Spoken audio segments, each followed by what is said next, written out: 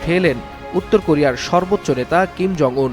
Iran Israel সংঘাতের টানটান মুহূর্তে সরাসরি ইরানের পক্ষ নিয়ে তিনি ছুড়লেন কঠোর হুঁশিয়ারি। প্রয়োজনে তেহরানকে ক্ষেপণাস্ত্র দেবে পিয়ংইয়ং, তবে একটিমাত্র মিসাইলই নাকি পৃথিবীর মানচিত্র থেকে ইসরায়েলকে মুছে ফেলতে যথেষ্ট।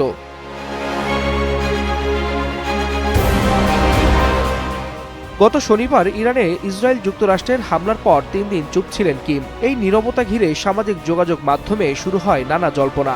এমনকি রসিকতা করে অনেকে প্রশ্ন তুলেন, মিসাইল ম্যান কি তবে এবার মাঠের বাইরে? কিন্তু মঙ্গলবার সকালে সেই নীরবতা ভাঙতেই যেন বোমা ফাটালেন তিনি। স্পষ্ট ভাষায় জানালেন, ইরান চাইলে উত্তর কোরিয়া ইসরায়েলের বিরুদ্ধে ক্ষেপণাস্ত্র সহায়তা দেবে, আর এই ক্ষেপণাস্ত্রের একটাই নাকি পৃথিবীর মানচিত্র থেকে ইসরায়েলকে মুছে ফেলতে যথেষ্ট।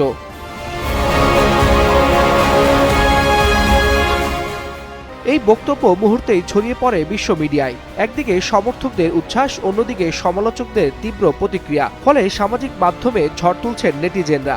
কেউ বলছেন এটা কূটনৈতিক চাপ বাড়ানোর কৌশল, আবার কেউ মজা করে লিখছেন মামা কিম আবার খেলায় ফিরছেন।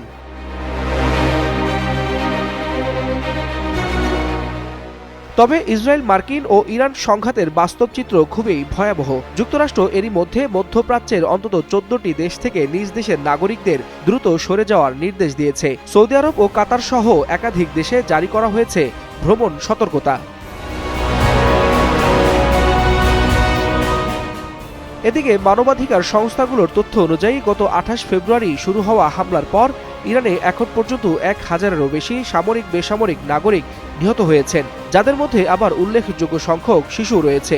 এমন বাস্তবতায় মিসাইল ম্যান খ্যাত কিমের এই হুঁশিয়ারি